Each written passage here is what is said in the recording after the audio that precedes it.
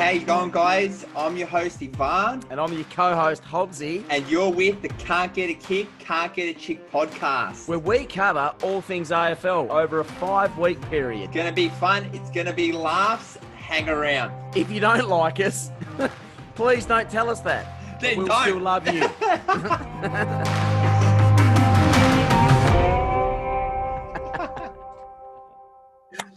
Hey, guys. Welcome to the AFL wrap-up episode, and you're with Ivan and my man over there in WA.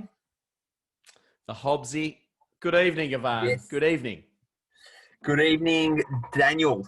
That was probably our most formal start Yeah, is it? of all time. Good evening, Ivan.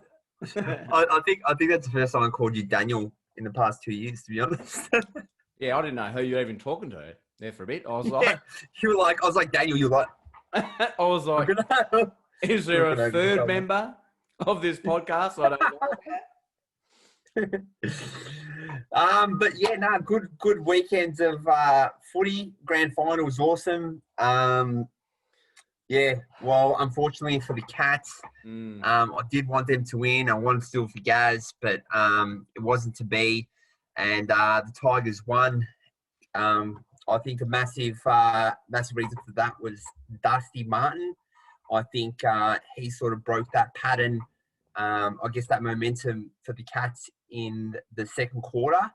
And then he just took the game on from there, and it was just hard to stop. Yeah, look, pretty hard to go past, isn't it? 4 goals, 21 possessions. I actually had a look. I mean, I've always been one to sort of potentially have a crack at Dusty over the duration. Only because... Really?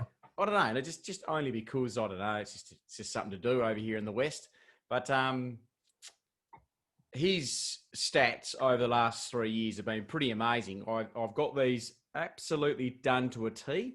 So 2017, I'm not even looking at any sheet of paper, 29 possessions, 2 goals against the Adelaide Crows. The 2019 Premiership, kicked 4 goals and picked up 22 touches, and then kicked 4 goals and picked up 21 touches. So in shortened quarters as well. Exactly. That's the thing. I make that a tick over, basically averaging early 20s and kicking 10 goals, breaking that down, basically three and a half a game. So not bad. Yeah. Not bad at all. Yeah, but I think it's also how he just splits the game open on his own. He'll break a couple of tackles, kick a goal. Even Dangerfield couldn't wrap him up at the end of that fourth quarter. And it's just what he can do, like how dangerous he is with the footy. He's almost a one-man team. Like it's actually ridiculous, like some of the stuff he was doing, you know. And he's just very hard to stop. And, yeah, just credit to Dusty. He's a weapon. Oh, I think he's the most important goal that he kicked. And I think this is what pretty much dragged Richmond back into it, is that the third goal of Richmond's campaign. He kicked it just before half-time. Geelong had dominated. Geelong had absolutely dominated in that first, quarter and a half. Should have probably been 5 goals up, in my opinion. And then... Yeah, I agree. And they found themselves in a situation where they're only winning by... When Dusty kicked that goal, they trailed by 21 points. It trimmed it to 15. All of a sudden, it was, a pretty similar situation to 2018 of where Collingwood went in a couple of goals up, but I think the whole crowd knew that West Coast Eagles were coming. And Richmond, I felt, were the same. I just felt for Geelong at halftime, I thought they're not far enough ahead. Can they hold Richmond off? And they were ordinary. They were barely seen in the second half. I still think the cops are looking for them. Sort of like that, like when Dusty left his car at the MCG and then got lost in Vegas, sort of a little bit like that. Yeah. And yeah, they did go missing, and there's a couple of set shots, Hawkins and who else had a crack? Was it Zach Tui? And in the first quarter, a couple of set shots they missed at the start, kicked a few points. Ooh. Then Richmond kicked the first goal, and it's just I'm pretty sure in the first half most of the Richmond goals came after some missed opportunities on Geelong's front. Yeah, and that sort of You know what I mean? And that changed the momentum. And it's just like, and it's just not taking care of your chances. You know, when you got, you know, when you got a set shot 40 meters out, you need to take those shots in a granny, because you give the other side a chance to run back in the game. How's about the start, though? I mean, Reece Stanley in the rack, looked pretty good, I thought. And Yeah, then, it did. and obviously Gazza being in a situation of where Gaz is, came off really early. They've lost Vlosten. I thought Vlosten's loss in that back six was going to be a hell of a lot of a bigger impact on Richmond. So did I, yeah. But shit, they covered that well. I thought they covered that really well. And then on the other side, with Ablett coming off and then resuming, that was just unbelievable.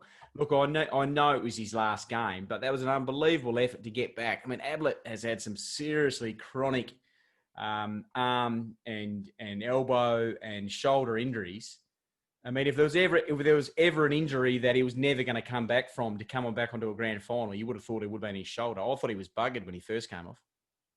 Yeah, and it actually came out today that he was actually playing with a broken shoulder. Like, what the hell? He played most of the game with a broken shoulder. You know what I mean? That's insane. That's sort of, that's just a champion that he is, though. You know what I mean? Like, he didn't want to bow out, and he didn't leave his team hanging. And I reckon that's a great story. And although he didn't go out with the premiership medal and the cup, he went out on his shield and he played the game out. So, congrats to Ablett. Yeah, oh, absolutely. And end of the day, I mean, little Gaz has already won a couple, so it won't hurt as much. I mean, yes, it will hurt, but it won't hurt as much as it will for a bloke like Dangerfield. That could literally be his only lick of the ice cream he ever gets. With a really aging side. You even look at blokes like Stanley. Hawkins. There's a plethora of players within that Geelong side that they've all worked hard. Menangola is another player that he's starting to get a bit older. I mean, Harry Taylor. Harry Taylor was lucky enough to be a part of the earlier ones, but look, Selwood, and really the only blokes that were probably walking off with a not hurting as much would have been, if they were being honest with themselves, would have been Ablett and Selwood, because they just got him early and tucked him away. And then all the blokes, all the blokes they played with, they've all buggered off into the media or doing something else by now. So, but I thought the grand final. Look, Bon, I'll be straight out with you, mate. I did not enjoy a night grand final. I think I'm not a fan. I'm a traditionalist. Nah. I want a midday grand final going forward. And if the AFL work on this idea of trimming things back just for the hell of it and using COVID as an excuse to go with a night grand final without consulting, like they're pretty good at, not consulting the general public going forward, I reckon it's a joke. We're not an Americanised product, and they've been trying to turn us into an Americanised product with these rule changes and trying to make it a nighttime spectacle. And I looked at a few commentators on the Sunday for the wrap-up, and they're saying, but it made it a better event. Bullshit. The event itself, Bont, is the football. That is the event. That is the event. I'm not there to see Katy Perry or some emerging songstress or whatever. I don't care about that. You got the pub for that, and you got all these other reality shows to go on and have a sing. You're not getting your start at the grand final. I wouldn't have thought. It's about the game itself. Yeah.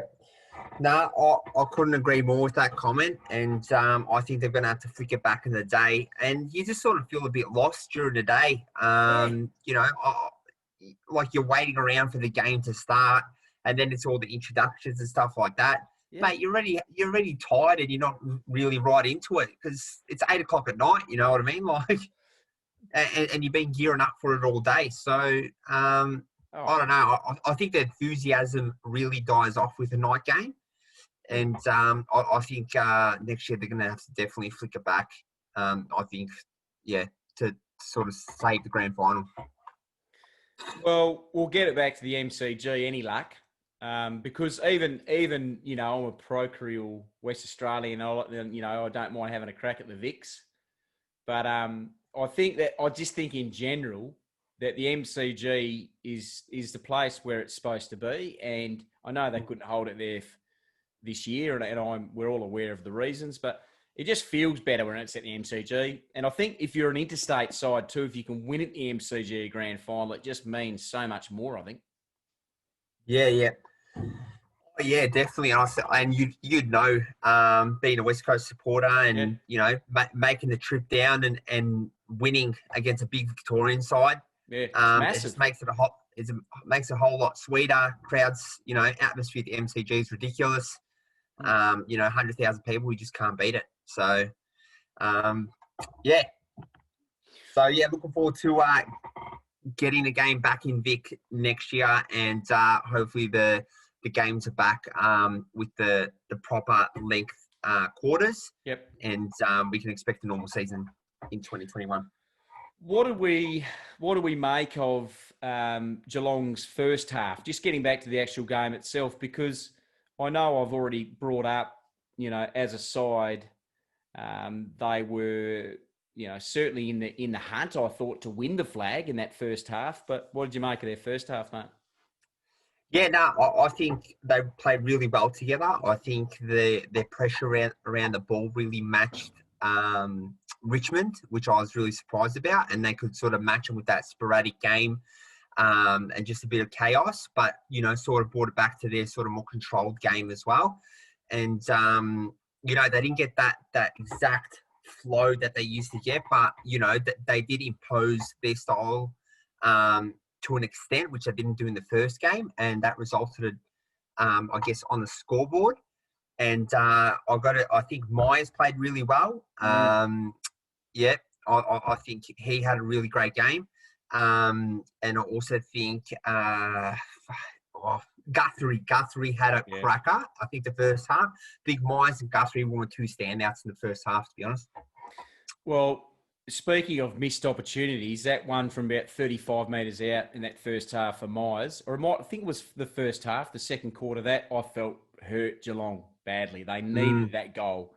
Pretty sure it was the end of the second quarter because they barely touched it for the second half. So it must have been nearing the end of the second quarter. But those shots from 35, he was the type of bloke I felt that could have possibly taken it away from Richmond if he kicked those 3 or 4 goals and maybe a couple of their other stars had bobbed up. But there was one that Stanley snapped from, I think, 25 out. That probably should have went through, but yeah.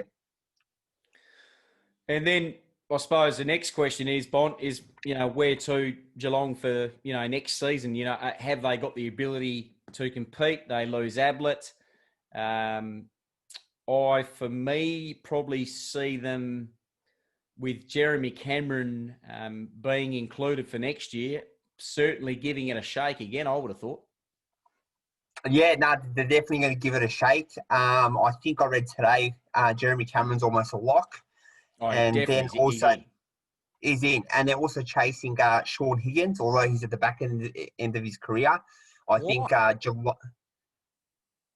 What do you mean, why? What do you mean? I don't know. Like Sean Higgins was a good player for, the Bulldogs 6-7 years ago, and he's gone to North, and I don't know. I just think I wouldn't be going with these. I don't know what Geelong's obsession is with these aging stars. They picked up Jenkins last year. He didn't play all year, roughly. I think he played one game. He might have played one game, but I mean, that was another old bloke to pick up. Have a crack at someone younger. Like your whole list can't be 104 years old. But I wouldn't go near him personally, but that's just me. Yeah, I think Higgins is 30, so he's got a few more years in him, but he's at the back end. But I don't know, maybe Geelong's got a bigger plan and maybe he can slot into that role that Ablett was playing. Who knows? They're just trying to pinch one. That's all they're trying to do. That's all anyone does. If you're after recruiting 30-year-olds, it's a bit like when they got Jack Stevens. It's about pinching a credible player from another side and stock gapping, filling a gap to win a flag. So Geelong, obviously, if they go and get Higgins, they clearly trying to free up a couple of their other guns. And Yeah. they clearly want to play Dangerfield a bit more forward and have a bit more of a midfield go, a bit more rotation. Yeah, exactly. But speaking of Dangerfield, didn't actually have the greatest game. I thought, and we did say this a few weeks back that Dangerfield tends to go a little bit missing. Almost goes on a wanted list. He goes that missing. But but yeah, I think it was a little bit of that on the weekend, unfortunately. Yeah. For the grey man. So maybe 2021's their year. Yeah, I think the Cats, I think they'll give it a shake, but I honestly believe that the West Coast Eagles will give it a mighty go next year. They have to. And just in a bit more AFL news, Bond, because I suppose we can't really talk much more about the grand final because what's done is done. That's right.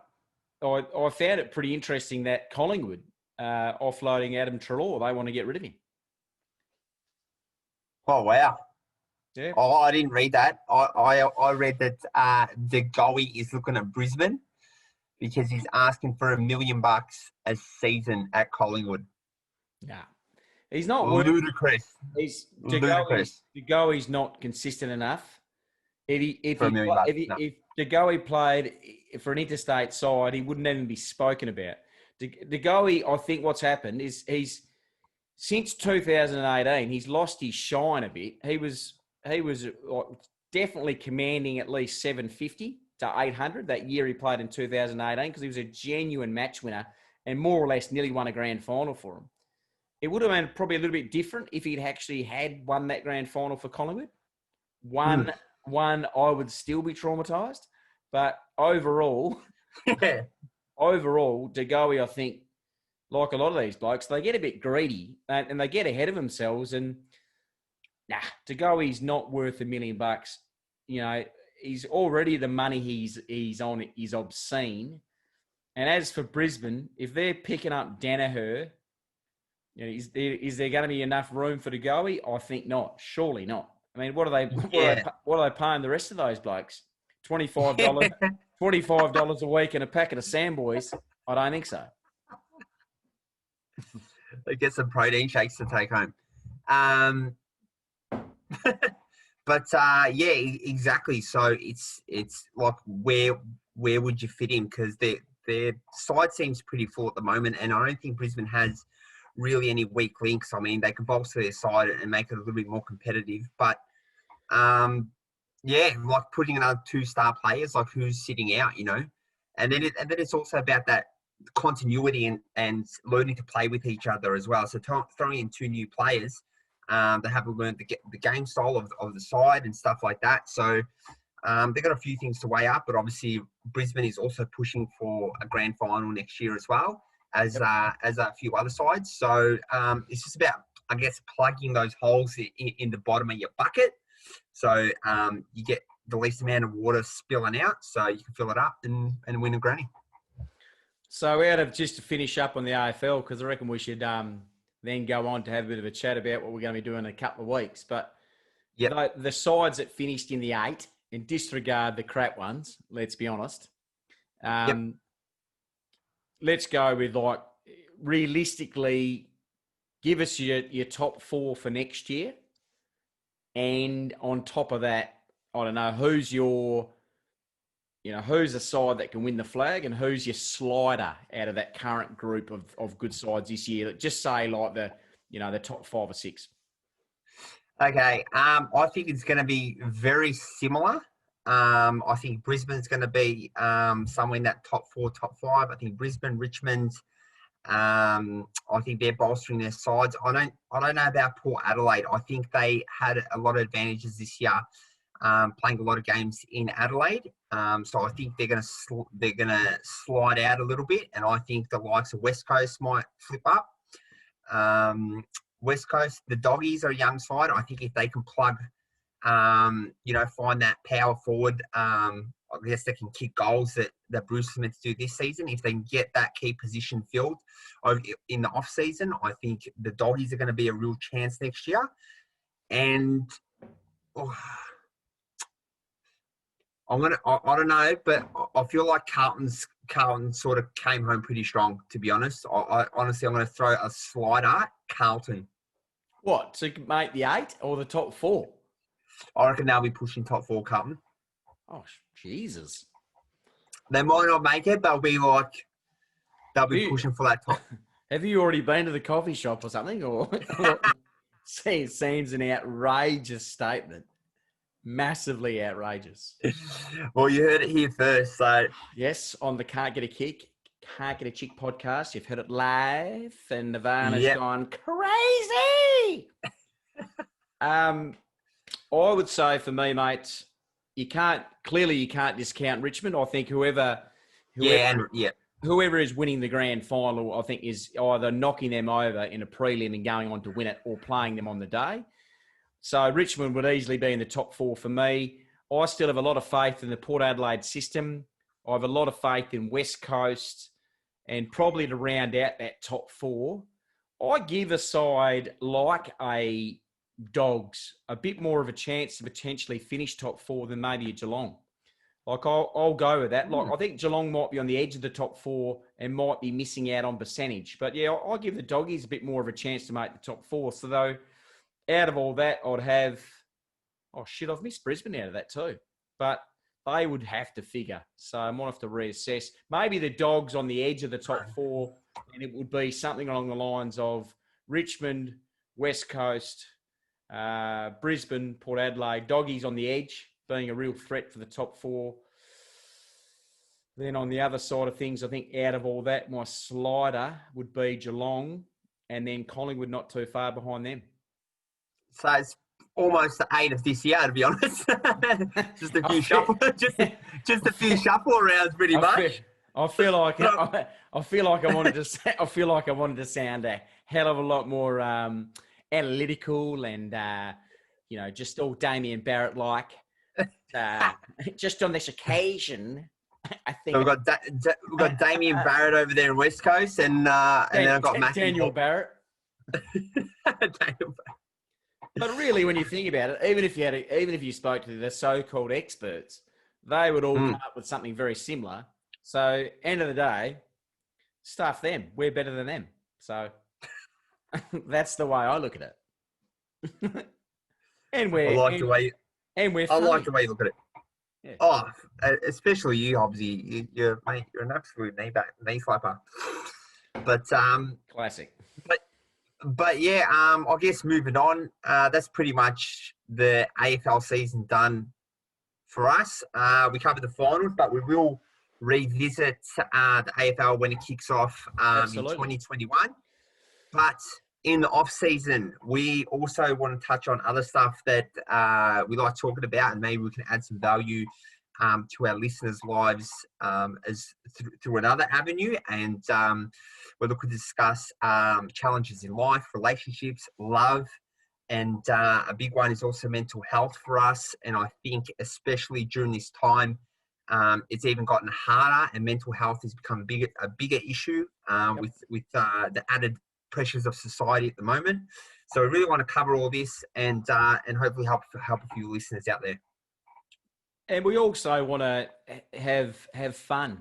We've been having a lot of fun over the last 5 weeks, but we really just want to be in that position of where we definitely invite our listeners and our viewers in a lot more. We want to get the women involved too. We want to get the women involved in our podcast if they're not involved already. I mean, how can they not be? But overall, all AFL, it's all footy. but overall, we want to just get every demographic involved, and we want feedback from our listeners, our viewers, and we want people to pose questions. And this, for us, we're just putting it all on the line. But the guts of it is that we want to have fun, and we want to just be, giving our little bit of a take on things. And it's not going to be all. Not all. It's serious. Not all serious. No, but there's obviously serious issues that we'll cover. Yeah. I think it's we're going to try really hard to find the balance between adding value and having a good time. I think that's Absolutely. That's our plan, viewers. Absolutely. Yes. So that's our goal, guys. We're probably going to take a week off, I think, Hobbsy, and then hit the road with the new topics in 2 weeks. Yep, time to freshen up.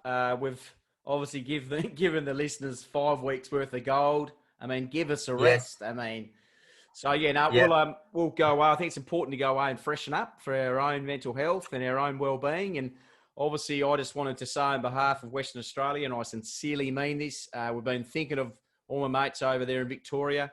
We're absolutely pumped for the whole state, being in a position of where you guys can return back to some kind of normalcy. We know that you guys have had a prick of a run over there, not only from the bushfires, many months ago, right up to, sort of being the last state to sort of have those improvements. So we have been thinking of you. And we just hope that, all the people of Victoria can get back into their usual work and their usual places to have a coffee and a beer, and big fan of that state. So big love. Yeah, thanks, Hobbsy. Appreciate that. So stuff opens up for us tomorrow. And it's been a long road, but we might talk about the challenges and stuff and touch on, I guess, the challenges over the past 6 months, just Australia wide, I think. It's going to be good to get cracking into that. But we appreciate our listeners at the moment who have stuck around during the AFL finals, and we hope you guys had a good time with us, because we did, and look forward to 2 weeks time. Look forward to 2 weeks time. Yeah, we just end of the day, we just enjoy talking smack. So let's just keep it going. All right. Well, on that note, I'm usually the man that's left to wrap things up. So that's the end of the podcast. Stopping it now.